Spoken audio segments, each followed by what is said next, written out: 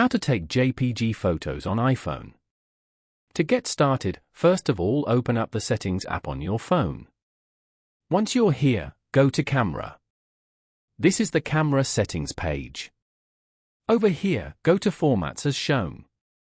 On this page, go to the Camera Capture section at the top and select Most Compatible. Most Compatible will always use JPEG/H.264Z.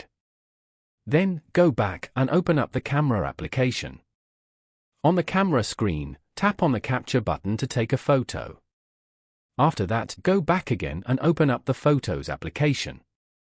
Open the photo you just took. Over here, go to the bottom panel and tap on the Details icon. You can view all the photo details over here. As you can see, this photo is in the JPEG format. Following these steps, you can easily take JPG photos on iPhone.